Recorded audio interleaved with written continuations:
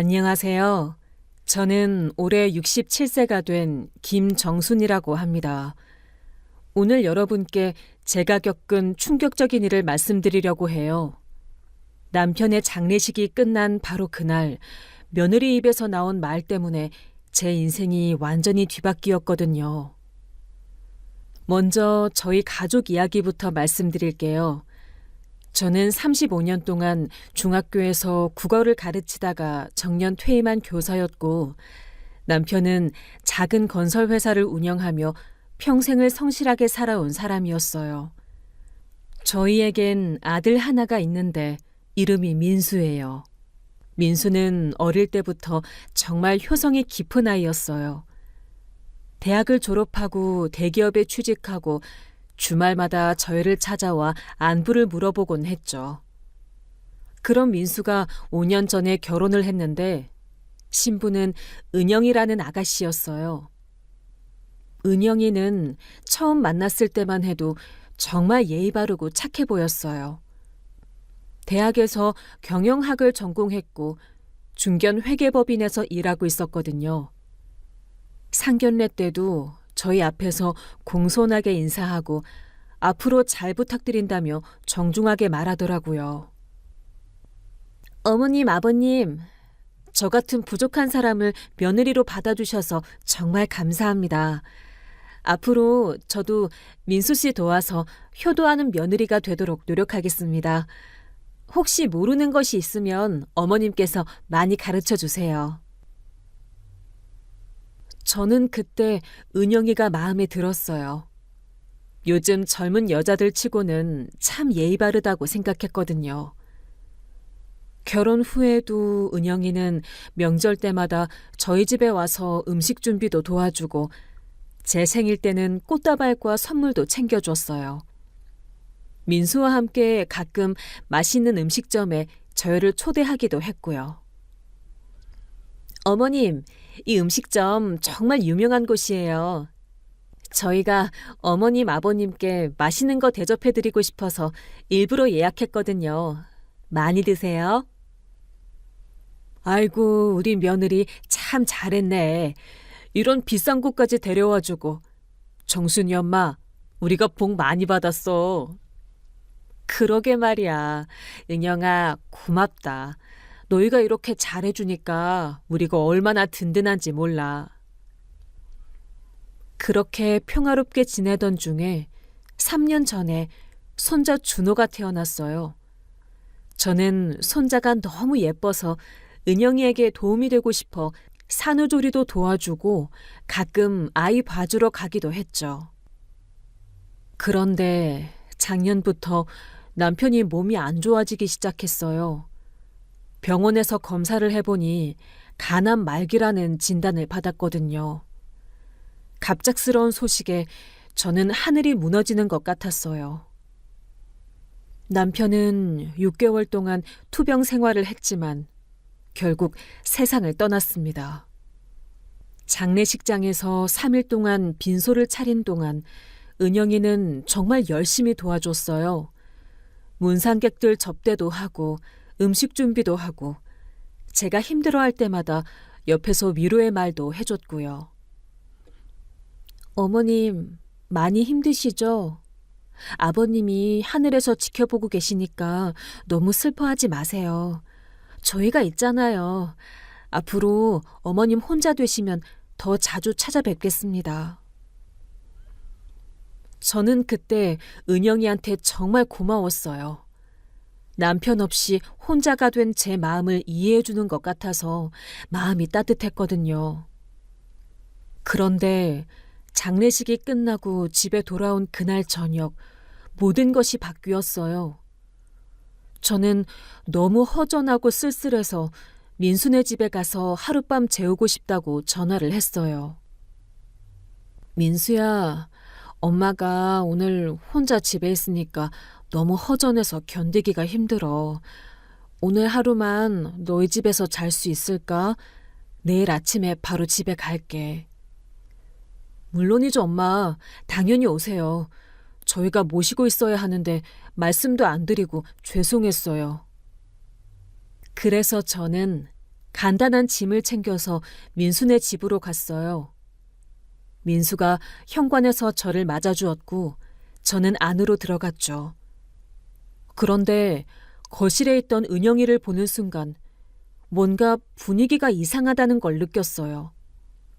은영이는 저를 보자마자 표정이 굳는 거예요. 저는 당황했지만 일단 인사를 했죠. 은영아, 갑자기 와서 미안해.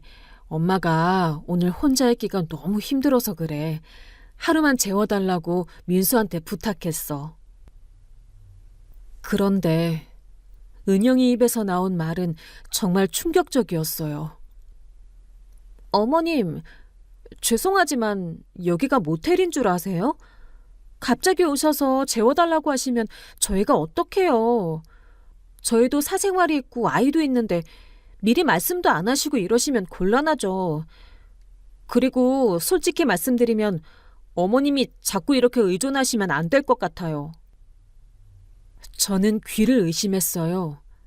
남편 장례식이 끝난 바로 그날 슬픔으로 힘들어하는 시어머니한테 며느리가 할 수 있는 말이었을까요? 은영아, 그게 무슨 말이야. 모텔이라니. 난 그냥 오늘 하루만 재워달라고 한 건데. 어머님, 저는 솔직하게 말씀드리는 거예요. 지금까지는 아버님이 계셔서 어머님을 의지할 때가 있었지만 이제는 상황이 달라졌잖아요. 어머님도 이제는 독립적으로 사셔야 할 때인 것 같아요. 저희한테만 의존하시면 안 되죠. 그 말을 들은 민수가 은영이를 말렸어요. 은영아, 그렇게 말하지 마. 엄마가 아빠 장례 치르고 힘드셔서 그러시는 거야. 오늘 하루 정도는. 하지만 은영이는 멈추지 않았어요. 민수 씨도 너무 어머님한테만 휘둘리시면 안 돼요. 우리는 이제 우리 가정이 있고 준호도 키워야 하는데 어머님이 자꾸 이렇게 오시면 우리 생활이 엉망이 될 수밖에 없어요. 그리고 솔직히 말해서 어머님이 우리한테 너무 많은 걸 기대하시는 것 같아요. 저는 그 말을 듣고 가슴이 무너져 내리는 것 같았어요. 남편을 잃은 슬픔도 컸지만 그보다 더 큰 충격은 그동안 믿고 있던 며느리가 이런 사람이었다는 거였어요. 은영아, 나는 너희한테 부담을 주려고 한 게 아니야. 그냥 오늘 하루만 혼자 있기가 너무 힘들어서. 어머님, 저도 이해해요. 하지만 어머님도 이제 현실을 받아들이셔야 해요. 저희는 저희 생활이 있어요. 그리고 준호가 아직 어려서 밤에 자주 깨는데 어머님이 오시면 더 시끄러워질 수 있거든요. 오늘은 정말 안 될 것 같아요. 민수가 다시 중재하려고 했어요. 은영아, 그래도 엄마가 이렇게 힘들어 하시는데 오늘만이라도. 그런데 은영이는 더욱 단호하게 말했어요. 안 돼요. 한번 이렇게 허락하면 계속 이런 식으로 오실 텐데 그러면 우리는 어떻게 살아요? 그리고 솔직히 말씀드리면 어머님이 여기 계시면 저도 편하지 않아요. 저희 집인데 왜 제가 눈치를 봐야 해요? 저는 더 이상 들을 수 없었어요. 평생을 살면서 이런 모욕을 당해본 적이 없었거든요. 알겠어, 은영아. 내가 너희한테 짐이 되고 싶지 않으니까 그냥 집에 가겠어. 민수야, 엄마는 괜찮으니까 걱정하지 마. 엄마, 그러지 마세요. 제가 은영이한테 다시 말해볼게요. 하지만 저는 이미 마음의 문을 닫았어요. 며느리의 진짜 모습을 본 이상 더 이상 이 집에 있고 싶지 않았거든요. 아니다, 민수야. 괜찮다. 엄마가 그냥 집에 가서 혼자 있겠어. 은영이 말이 틀린 건 아니야. 너희도 너희 생활이 있는데 내가 자꾸 끼어들면 안 되지. 그렇게 말하고 저는 집을 나왔어요. 뒤에서 민수가 저를 붙잡으려고 했지만 저는 돌아보지 않았어요. 집에 돌아와서 저는 하룻밤을 눈물로 지새웠어요. 남편을 잃은 슬픔보다도 더 큰 상처는 그동안 믿고 있던 며느리의 배신감이었어요. 그때까지만 해도 저는 이것이 시작에 불과하다는 걸 몰랐어요. 이 일을 계기로 은영이의 태도는 더욱 노골적으로 변하게 될 테니까요. 다음 날 아침 민수가 전화를 걸어왔어요. 엄마, 어제는 정말 죄송했어요. 은영이가 좀 예민해져 있어서 그랬나 봐요. 준호 때문에 요즘 잠도 못 자고 스트레스를 많이 받고 있거든요. 하지만 저는 이미 며느리의 진심을 봤기 때문에 민수의 변명이 공허하게 들렸어요. 민수야, 괜찮다. 은영이 말이 틀린 건 아니야. 너희도 너희 생활이 있는데 내가 의존하면 안 되지. 앞으로는 그러지 않을게. 엄마, 그런 말씀하지 마세요. 저희가 모셔야 하는 거 아니에요? 제가 은영이한테 다시 잘 얘기해 볼게요. 아니다, 민수야. 며느리가 싫어하는 일을 굳이 할 필요는 없어. 나는 혼자서도 잘 살 수 있으니까 걱정하지 마. 그렇게 전화를 끊고 나서 저는 앞으로 어떻게 살아야 할지 깊게 생각해 봤어요. 남편 없이 혼자가 된 인생, 그리고 며느리의 차가운 태도까지.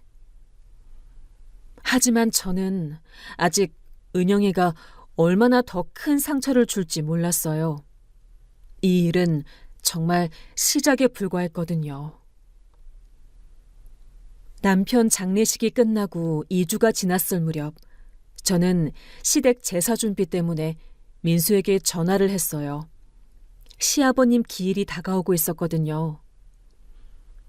민수야, 이번 주 토요일이 할아버지 기일인데 어떻게 할까? 예전에는 아빠가 다 준비했는데 이제 내가 해야 하나? 아, 그래요? 제가 깜빡했네요. 엄마, 저희 집에서 하시죠. 은영이가 도와드릴 거예요. 저는 내심 걱정이 되었지만 어쨌든 집안의 큰일이니까 며느리도 이해해 줄 거라고 생각했어요. 그래서 토요일 아침 일찍 제사 음식 재료들을 챙겨서 민수네 집으로 갔어요. 그런데 문을 열어준 은영이의 표정부터 심상치 않았어요. 어머님, 오늘 제사하신다고 했는데 이렇게 많은 음식을 다 여기서 만드시려고 하는 거예요? 저희 집 주방이 그렇게 넓지도 않은데 이렇게 하시면 하루 종일 지저분해질 텐데요. 은영아, 미안해. 그래도 할아버지 기일이니까 제대로 차려야지. 내가 최대한 빨리 할게. 어머님, 솔직히 말씀드리면 요즘은 간소하게 하는 게 대세예요. 굳이 이렇게 많은 음식을 만들 필요가 있나요? 그리고 저는 오늘 준호 때문에 친정에 가려고 했는데 이러시면 곤란해요. 저는 당황했어요. 명절이나 제사 때는 당연히 며느리가 도와주는 것이라고 생각했거든요. 그래도 은영아, 할아버지 기일인데 예전에는 너도 도와줬잖아. 그때는 아버님이 계셔서 어쩔 수 없이 한 거였어요. 하지만 이제는 상황이 다르잖아요. 솔직히 말해서 저는 이런 구식 풍습에 별로 동의하지 않아요. 죽은 사람을 위해서 살아있는 사람이 이렇게 고생할 필요가 있나요? 그 말을 들은 저는 정말 충격을 받았어요. 시댁 제사를 구식 풍습이라고 하다니. 은영아, 그런 말 하지 마. 할아버지 기일이야. 민수 씨도 너무 어머님 말씀만 들으시지 마세요. 우리는 우리 방식대로 살아야 해요. 그리고 솔직히 말해서 어머님이 자꾸 이렇게 오시면 우리 집이 쉴 틈이 없어요. 저도 직장 다니면서 준호 키우고 하느라 바쁜데 이런 일까지 해야 하나요? 저는 더 이상 참을 수가 없었어요. 은영아, 그럼 내가 혼자 할게. 너는 준호 데리고 친정에 가. 민수야, 너라도 도와줘. 어머님, 그러시려면 어머님 집에서 하세요. 왜 꼭 여기서 해야 해요? 저희 집 주방 쓰시고 나면 치우는 것도 일이고 냄새도 나고 그래요. 그때 저는 정말 화가 났어요. 하지만 꾹 참고 말했죠. 알겠어. 그럼 내가 집에 가서 하겠어. 엄마, 그러지 마세요. 여기서 하시죠. 하지만 은영이가 또 말했어요. 민수 씨, 어머님이 집에서 하신다고 하시는데 굳이 말리실 필요 있어요? 어머님도 독립적으로 사시는 게 좋을 것 같아요. 그리고 솔직히 말해서 어머님이 자꾸 여기 오시면 저도 스트레스예요. 저는 그 말을 듣고 정말 마음이 아팠어요. 하지만 더 놀라운 것은 민수의 반응이었어요. 엄마, 은영이 말도 일리가 있어요. 엄마 집이 더 넓기도 하고 거기서 하시는 게 나을 것 같아요. 저는 믿을 수가 없었어요. 제 아들이 며느리 편을 드는 거였어요. 민수야, 너마저... 엄마, 오해하지 마세요. 그냥 실용적으로 생각해서 하는 말이에요. 엄마 집이 더 넓고 주방도 크잖아요. 저는 더 이상 할 말이 없었어요. 짐을 다시 챙겨서 집으로 돌아왔죠. 그 일이 있고 난 후 저와 민수네 사이는 더욱 멀어졌어요. 민수는 가끔 안부 전화는 했지만 예전처럼 자주 오지는 않았어요. 그러던 중에 준호가 아파서 병원에 입원했다는 소식을 들었어요. 저는 당연히 병원에 가서 도와줘야겠다고 생각했죠. 병원에 도착해서 병실을 찾아가니 민수와 은영이가 있었어요. 준호는 폐렴으로 입원한 상태였어요. 어머, 우리 준호 많이 아파? 할머니가 왔어. 준호를 보자마자 저는 마음이 아팠어요. 그래도 제 손자인데 아프니까 너무 안쓰럽더라고요. 은영아, 내가 병원에서 간병할게. 너는 회사도 가야 하고 힘들 텐데. 그런데 은영이의 대답은 정말 차가웠어요. 어머님, 괜찮아요. 저희가 알아서 할 수 있어요. 어머님이 오시면 준호가 더 어수선해할 수도 있어요. 준호는 낯선 사람을 무서워하거든요. 저는 깜짝 놀랐어요. 낯선 사람이라니, 내가 친할머니인데. 낯선 사람이라니? 은영아, 나는 준호 할머니야. 어머님, 그게 아니라 준호가 요즘 어머님을 자주 못 봐서 낯설어해요. 그리고 병실에는 보호자 한 명만 있는 게 좋다고 의사 선생님이 그러셨어요. 민수가 중재했어요. 엄마, 은영이 말이 맞아요. 준호가 지금 예민한 상태라서. 저는 정말 서러웠어요. 제 손자를 보러 온 게 잘못인가요? 그래, 알겠어. 그럼 나는 그냥 준호 얼굴만 보고 갈게. 하지만 은영이는 그것도 안 된다고 했어요. 어머님, 준호가 지금 잠들어 있는데 깨우시면 안 돼요. 그리고 면회 시간도 거의 끝나가서 다음에 퇴원하면 그때 보세요. 저는 정말 화가 났지만 병원에서 소리를 지를 수는 없었어요. 그래서 그냥 돌아왔죠. 집에 돌아와서 곰곰 생각해 보니 은영이가 점점 저를 가족에서 배제하려고 하는 것 같았어요. 그리고 더 놀라운 건 민수가 아무 말도 안 했다는 거였어요. 그렇게 시간이 흘러 제 생일이 다가왔어요.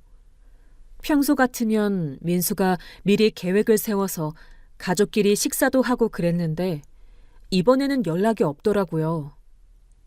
생일 당일까지도 연락이 없어서 제가 먼저 전화를 걸었어요. 민수야, 오늘이 엄마 생일인데 기억하고 있니? 아, 맞다. 엄마 생일이네요. 죄송해요. 요즘 일이 너무 바빠서 깜빡했어요. 괜찮아. 그럼 저녁에라도 같이 식사할까? 엄마, 그게 오늘 은영이가 회사 회식이 있대서 저는 준호 봐야 해요. 내일 저녁에는 어떠세요? 저는 실망했지만 이해하려고 했어요. 그래, 알겠어. 그럼 내일. 그런데 그날 저녁, 우연히 민수네 집 근처를 지나가다가 깜짝 놀랐어요. 은영이 차가 집에 있는 거예요. 회식이 있다고 했는데. 저는 뭔가 이상해서 집에 전화를 걸어봤어요. 민수야, 나야. 은영이 회식 끝났나? 차가 집에 있던데. 엄마, 그게 회식이 일찍 끝났나 봐요. 저는 이상했지만 그냥 넘어갔어요. 그런데 다음 날 민수네 집 앞 카페에서 우연히 은영이를 봤어요. 친구들이랑 케이크를 먹으며 즐겁게 얘기하고 있더라고요. 저는 어제 회식이 있어서 시간이 없다고 했던 게 거짓말이었다는 걸 알았어요. 제 생일을 피하려고 거짓말을 한 거였어요. 그때 정말 마음이 아팠어요. 하지만 더 충격적인 일이 기다리고 있었어요. 남편이 돌아가신 지 3개월이 지났을 무렵, 저는 우연히 충격적인 사실을 알게 되었어요. 평소 친하게 지내던 옆집 김 사모님과 마트에서 마주쳤는데 그분이 저한테 이런 말을 하시는 거예요. 정순 씨, 며느리가 요즘 동네에서 이상한 소리를 하고 다니던데 괜찮아? 무슨 이상한 소리요? 글쎄, 며느리가 동네 부인들한테 시어머니가 너무 의존적이라고. 남편 죽고 나서 자꾸 들러붙어서 힘들다고 그러던데. 그리고 옛날 사람이라 고집이 세고 며느리를 하인 부리듯 한다고도 하고. 저는 귀를 의심했어요. 은영이가 동네에서 저에 대해 그런 말을 하고 다닌다니. 정말 그런 말을 했나요? 아, 나도 처음엔 믿기지 않았어. 정순 씨가 얼마나 교양 있고 예의 바른 사람인데. 그런데 며느리가 계속 그런 식으로 얘기하니까 다른 부인들도 점점 그쪽 말을 믿기 시작하더라고. 특히 지난주에 부녀회 모임에서도 그런 얘기를 했다던데.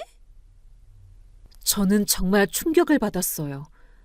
그동안 저를 가족에서 소외시키는 것만으로도 모자라 동네에서까지 제 명예를 실추시키고 있었던 거예요. 집에 돌아와서 저는 너무 화가 나서 당장 민수에게 전화를 걸었어요. 민수야, 은영이가 동네에서 나에 대해 이상한 소리를 하고 다닌다던데 그거 사실이야? 엄마, 그게 무슨 소리예요? 은영이가 내가 의존적이고 고집 세다고 며느리를 하인 부리듯 한다고 동네에서 말하고 다닌다는데? 엄마, 그런 말 하지 마세요. 은영이가 그럴 리 없어요. 아마 누군가 잘못 전달한 거 아닐까요? 민수야, 너는 왜 항상 은영이 편만 들어? 동네 사람이 거짓말할 이유가 뭐가 있어? 엄마, 제가 은영이한테 물어보고 전화 드릴게요. 그런데 30분 후에 온 민수의 전화는 더욱 충격적이었어요. 엄마, 은영이 말을 들어보니까 은영이는 그냥 친한 언니들한테 고민을 털어놓은 것 같아요. 요즘 좀 힘들다고. 힘들다고? 내가 뭘 했다고 힘들다는 거야? 엄마, 은영이 입장에서도 이해해 주세요. 아직 애도 어리고 일도 하면서 저까지 챙겨야 하는데 엄마까지 자주 오시니까 부담스럽긴 할 거 아니에요. 저는 정말 어이가 없었어요. 제 아들이 완전히 며느리 편에 서 있는 거였어요. 민수야, 나는 너희한테 부담이 되려고 찾아간 게 아니야. 그리고 내가 언제 은영이를 하인 부리듯 했어? 엄마, 과장된 표현이었을 거예요. 은영이가 그런 뜻으로 말한 게 아닐 텐데. 과장이라고? 민수야, 너는 정말로 은영이가 옳다고 생각하는 거야? 엄마, 그런 게 아니라 엄마도 좀 이해해 주세요. 은영이도 사람인데 스트레스 받을 수 있잖아요. 저는 그때 깨달았어요. 제 아들은 이미 며느리 편이 되어서 저를 적으로 여기고 있다는 걸요. 그 일이 있고 몇 주 후 추석이 다가왔어요.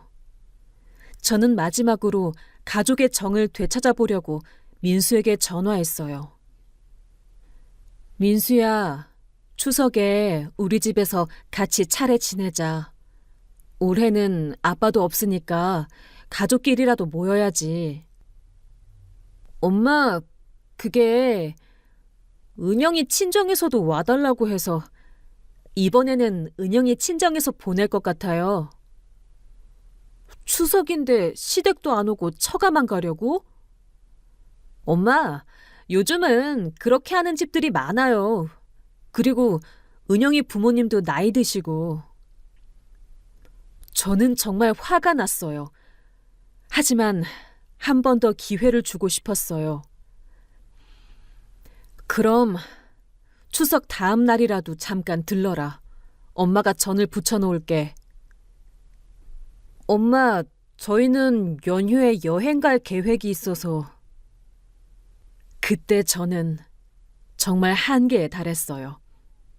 하지만 참고 전화를 끊었죠.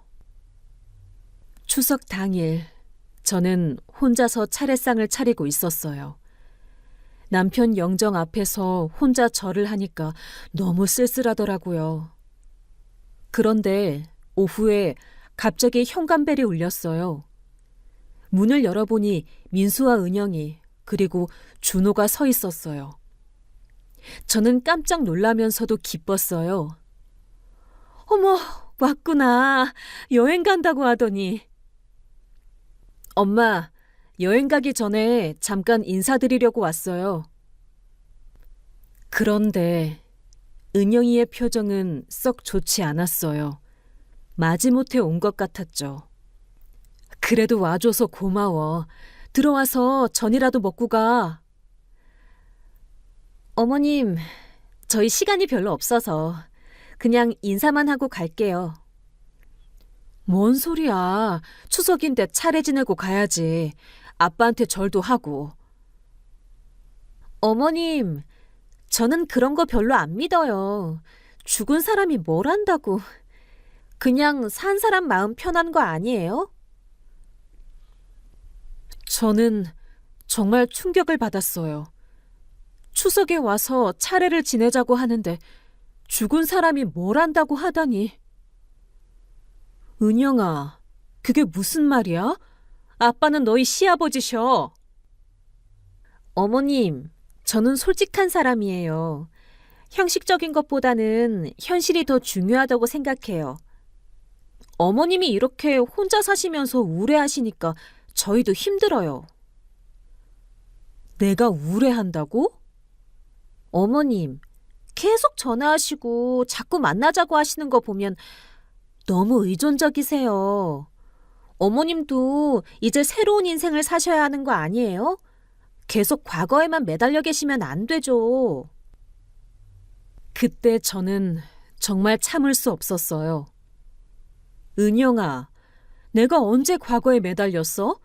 그리고 내가 언제 너희한테 의존했다고 그래? 어머님, 사실 저는 오늘 말씀드리려고 왔어요.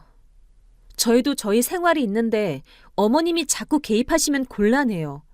그리고 동네에서도 어머님 때문에 소문이 안 좋던데 저희도 체면이 있거든요. 동네 소문? 그 소문을 누가 낸 건데? 어머님이 워낙 예민하시고 까다로우시다 보니까 자연스럽게 저도 어쩔 수 없었어요. 그때 저는 모든 걸 깨달았어요. 은영이가 저에 대해 나쁜 소문을 퍼뜨린 게 맞았어요. 은영아, 네가 동네에서 나에 대해 나쁜 말을 하고 다닌 거구나. 어머님, 저는 그냥 제 상황을 털어놓은 거예요. 어머님이 너무 간섭하시고 옛날 방식만 고집하셔서 힘들다고. 간섭? 옛날 방식? 내가 언제 그랬어?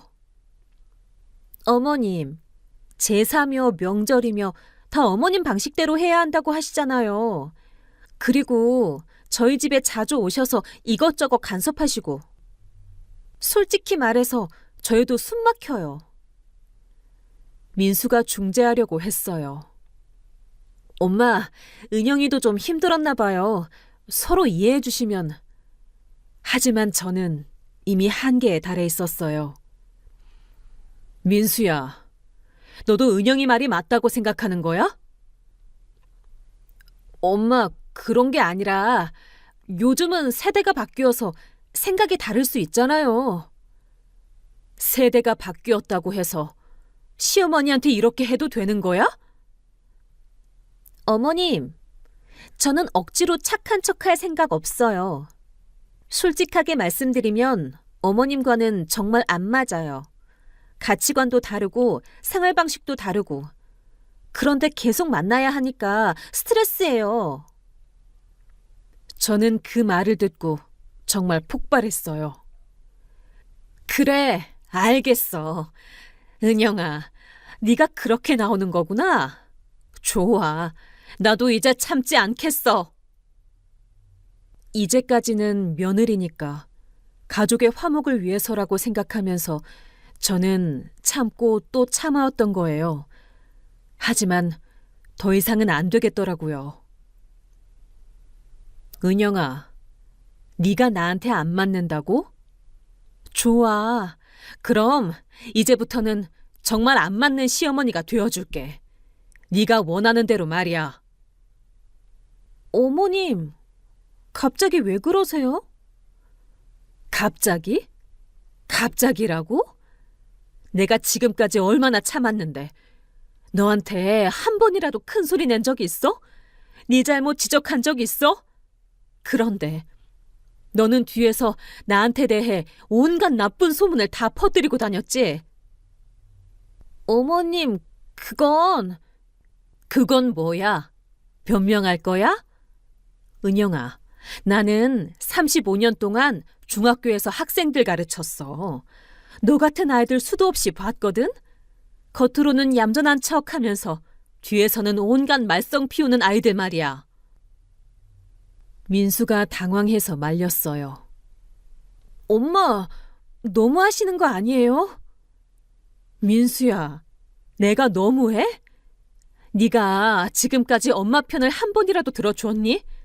항상 은영이 편만 들면서 엄마한테는 이해하라고 참으라고만 했잖아. 그런 네가 뭘 안다고 나서는 거야? 그리고 은영아, 네가 나한테 의존적이라고 했지? 좋아. 그럼 이제부터 정말로 보여줄게. 내가 얼마나 독립적인 사람인지. 그리고 네가 동네에서 나한테 대해 지어낸 얘기들 하나하나 다 바로잡을 거야. 어머님, 무슨 소리예요? 무슨 소리냐고? 너는 내가 가만히 있을 줄 알았지? 내가 호구인 줄 알았어? 아니야, 은영아. 나는 네가 생각하는 그런 늙은 할머니가 아니거든. 그날 밤 저는 잠을 이룰 수 없었어요. 남편이 돌아가신 후 처음으로 이렇게 화가 난 적이 없었거든요. 그동안 슬픔에만 빠져있던 제가 드디어 정신을 차린 것 같았어요. 다음 날 아침 저는 차분히 계획을 세웠어요. 감정적으로 대응하는 것보다는 현실적이고 구체적인 방법으로 대처하기로 했죠. 35년간 교사 생활을 하면서 배운 게 있다면 문제 학생들을 다룰 때는 감정보다는 원칙이 중요하다는 것이었어요. 오후에 민수에게 전화를 걸었어요.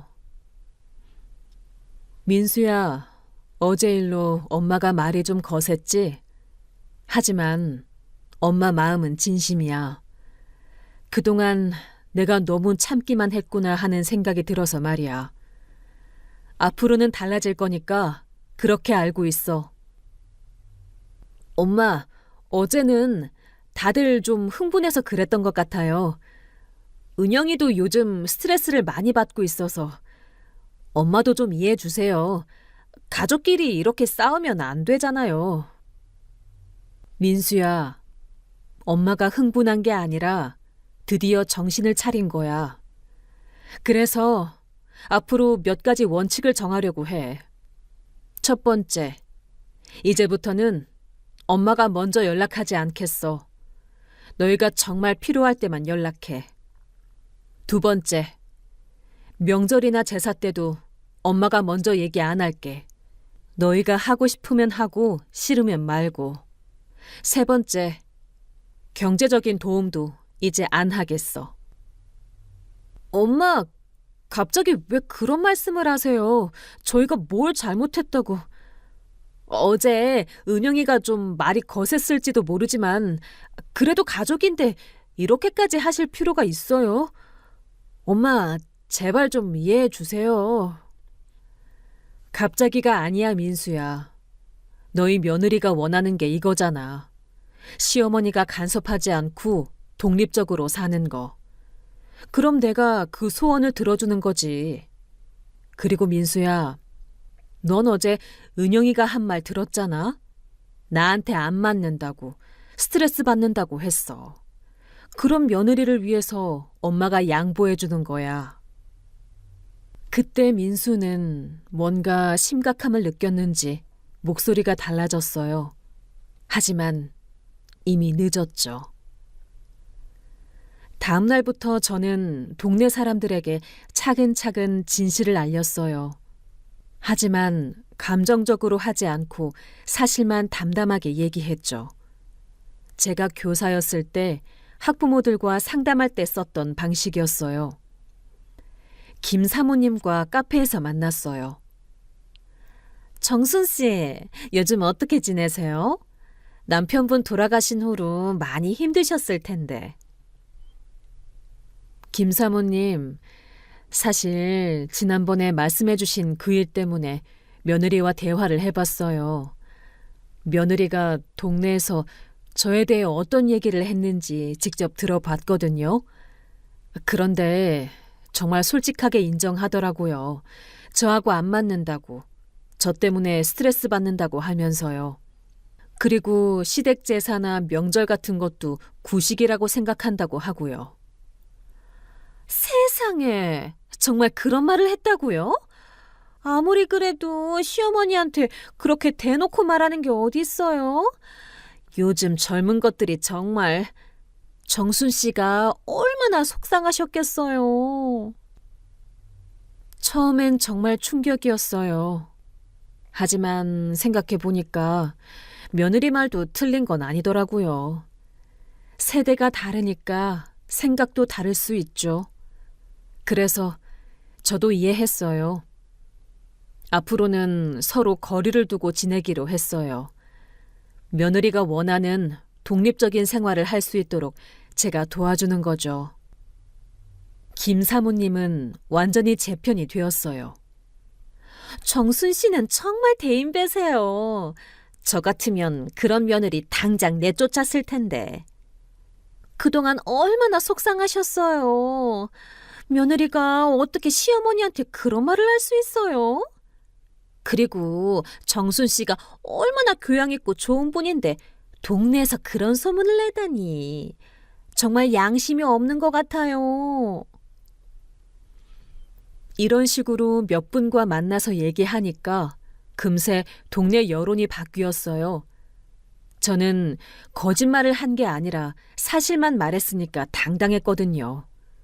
며느리가 제게 직접 한 말들을 그대로 전달한 것뿐이었으니까요. 박 사모님을 만났을 때도 비슷했어요. 정순 씨, 며느리가 그런 말을 정말로 했어요?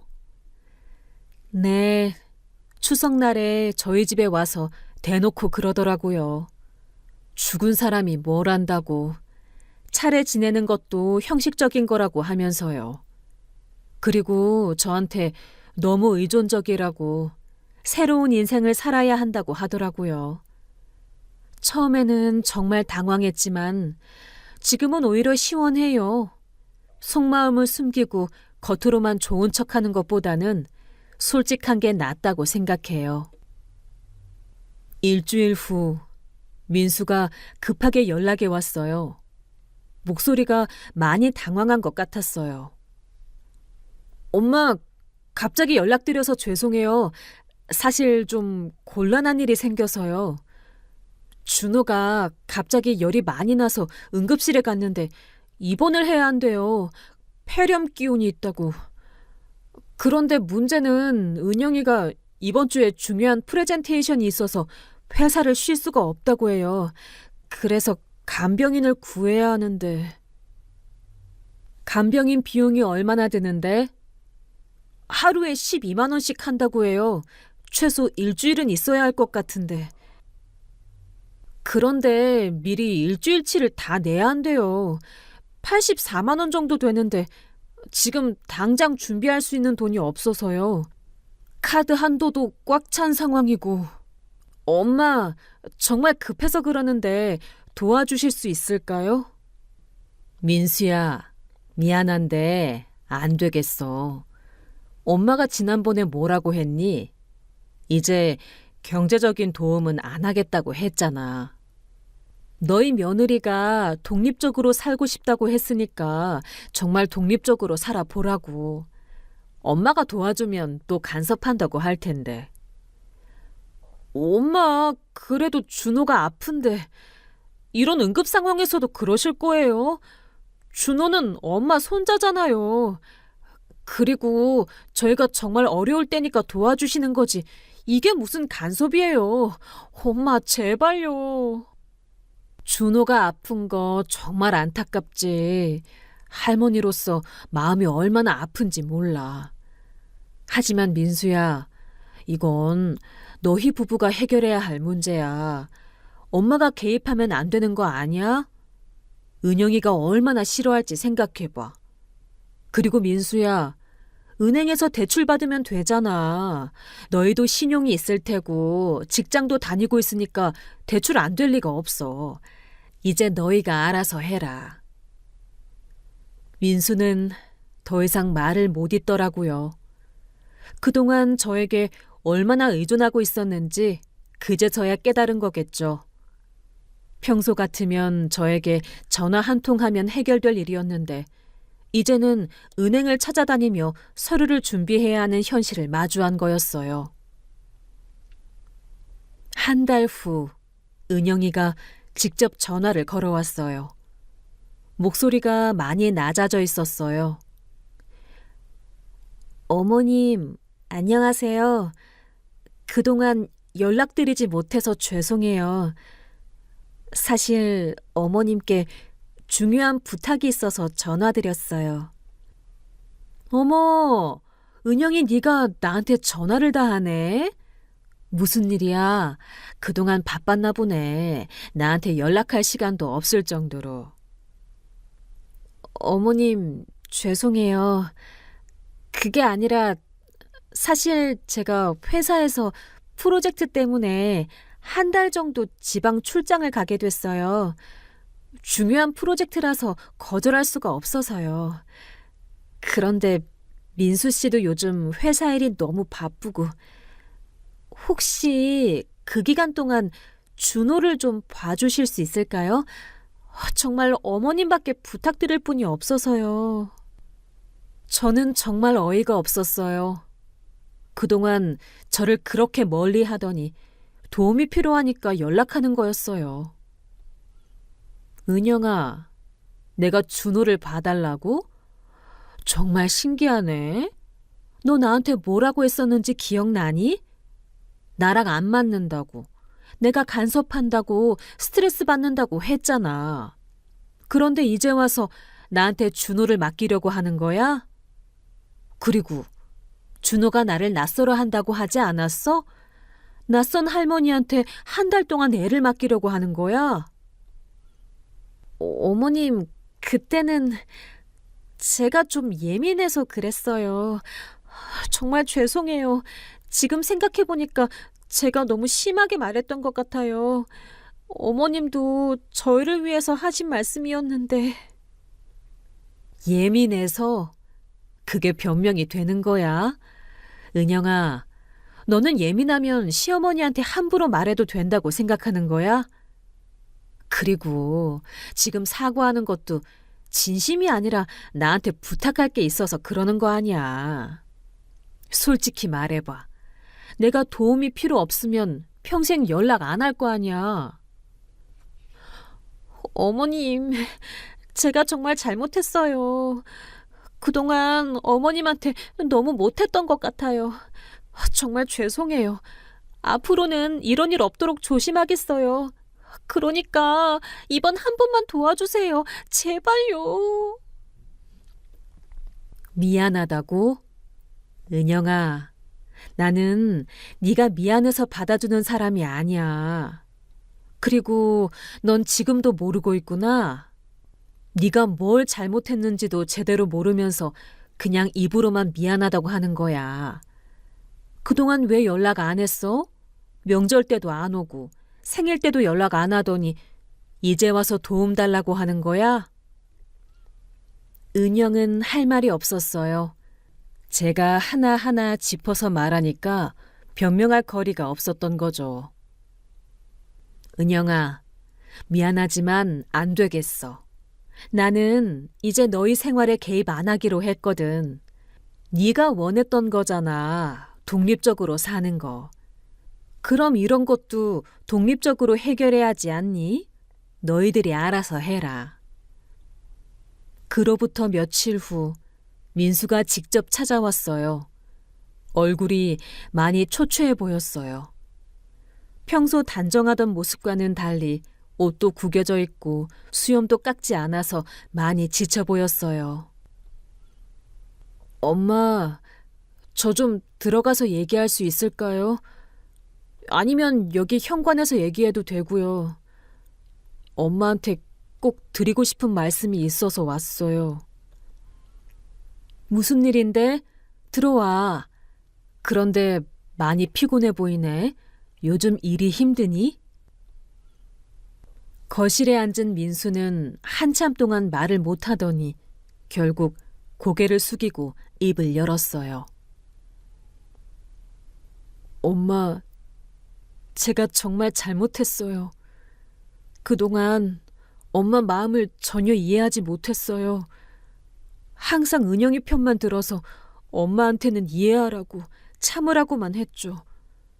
그런데 요즘 일들을 겪어보니까 엄마가 그동안 얼마나 많이 도와주셨는지, 얼마나 큰 힘이 되어주셨는지 알겠어요. 정말 죄송해요. 뭘 잘못했는데? 준호 병원비도 결국 대출받아서 해결했어요.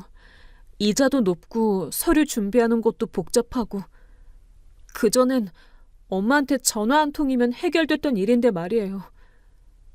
은영이 출장권도 결국 시터 구해야 하는데 한 달에 200만 원이 넘게 들어요. 그것도 제대로 된 시터를 구하기가 이렇게 힘든 줄 몰랐어요. 그제서야 엄마가 준호를 봐주실 때가 얼마나 감사한 일이었는지 깨달았어요. 저는 민수를 쳐다만 봤어요. 뭔가 말하고 싶었지만 참았어요. 엄마, 솔직히 말씀드리면 요즘 은영이도 많이 달라졌어요. 예전에는 엄마 얘기만 나오면 짜증부터 내고 그랬는데 요즘엔 엄마가 그리워진다고 해요. 특히 준호를 돌볼 때 엄마가 얼마나 잘해주셨는지 새삼 느낀다고 하더라고요. 저희가 정말 철없었어요. 그래서 엄마, 다시 돌아올 수 없을까요? 제가 은영이한테 잘 말해서, 아니, 제가 확실히 말해놓겠어요. 앞으로는 절대 엄마한테 그런 식으로 하지 않겠다고요. 엄마가 얼마나 소중한 분인지 이제 알았으니까요. 제발 한 번만 더 기회를 주세요. 민수야, 늦었어. 엄마, 아직 늦지 않았어요. 저희가 정말 잘못을 깨달았으니까 이제부터라도 제대로 해보자고요. 엄마도 혼자 계시면 외로우실 텐데. 민수야, 엄마는 외롭지 않아. 오히려 요즘이 더 편해. 눈치 볼 일도 없고 스트레스 받을 일도 없고. 그리고 민수야, 엄마는 이미 결정했어. 너희가 원하는 대로 해주는 거야. 간섭하지 않고 의존하지 않겠어. 엄마, 제발 한 번만 더 기회를. 저희가 진짜 반성했어요. 은영이도 요즘 매일 후회한다고 해요. 그때 왜 그런 말을 했나 싶어서 잠도 못 잔다고 하더라고요. 기회? 민수야, 엄마가 기회를 몇 번을 줬는데. 남편 장례식 끝나고 하룻밤만 재워달라고 했을 때, 제사 지내자고 했을 때, 준호가 아파서 병문안 가려고 했을 때, 그때마다 너는 뭐라고 했니? 매번 은영이 편만 들었잖아. 엄마더러 이해하라고. 은영이도 힘들다고 했잖아. 이제 와서 힘들다고 다시 돌아오라고 하는 거야? 민수는 고개를 숙였어요. 제 말이 틀리지 않다는 걸 알고 있었거든요. 민수야, 엄마는 이제 정말 홀로 서기를 할 거야. 너희도 그렇게 해. 서로 간섭하지 말고 각자 살자. 그게 너희가 원했던 거잖아. 그렇게 민수는 하는 수 없이 돌아갔어요. 그 후 6개월이 지났어요. 민수네에서는 가끔 연락이 오지만 저는 받지 않아요. 처음에는 하루에 몇 번씩 전화가 왔지만 이제는 일주일에 한 번 정도로 줄었어요. 동네 사람들은 모두 제 편이 되었고 저는 혼자서도 충분히 잘 살고 있어요. 남편이 물려준 재산과 제 연금으로 경제적으로도 여유롭고 오히려 스트레스가 없어서 건강도 좋아졌어요. 혈압도 정상이 되었고 평소 자주 아프던 속도 괜찮아졌어요. 요즘엔 취미 생활도 시작했어요. 동네 문화센터에서 서예 수업을 듣고 있고 독서 모임에도 참여하고 있어요. 35년간 교사 생활을 했던 경험 때문인지 다른 분들이 저를 많이 따라주세요. 가끔 마트에서 김 사모님을 만나면 이런 얘기를 들어요. 정순씨, 며느리가 요즘 동네에서 시터 구한다고 난리더라고요. 한 달에 200만 원씩 주고도 제대로 된 사람을 못 구하고 있대요. 그리고 들리는 소문으로는 아드님이 대출 받느라고 고생하고 있다던데. 정말 그때 정순 씨가 얼마나 많이 도와주셨는데 말이에요. 그런가요?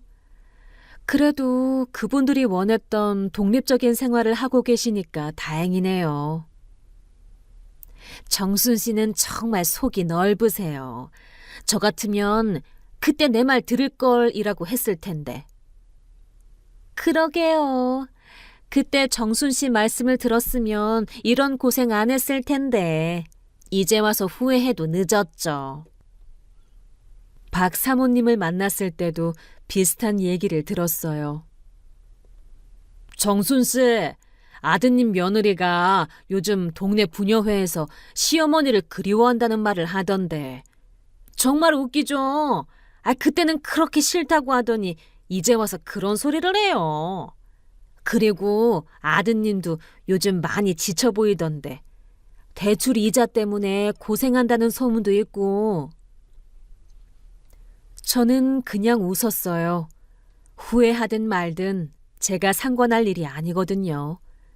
제가 선택한 길이고 그들도 자신들이 선택한 길을 가고 있는 거니까요. 어제는 민수가 직접 찾아와서 현관문 앞에서 한참 서성거리는 걸 봤어요. 인터폰을 누르지도 못하고 그냥 서 있더라고요. 1시간 넘게 그러고 있길래 제가 창문으로 내려다봤는데 민수가 고개를 들어 저를 봤어요. 눈이 마주쳤지만 저는 그냥 커튼을 쳤어요. 하지만 저는 문을 열어주지 않았어요. 정말로 끝난 관계니까요. 여러분, 때로는 너무 베푸는 것도 독이 될 수 있어요. 가족이라고 해서 무조건 참고 양보할 필요는 없다는 걸 이제야 깨달았어요. 지금의 저는 누구보다도 자유롭고 평화롭습니다. 며느리가 원했던 독립적인 시어머니가 된 거죠. 다만 그들이 생각했던 것과는 조금 다른 방식으로 말이에요. 끝까지 들어주셔서 감사합니다.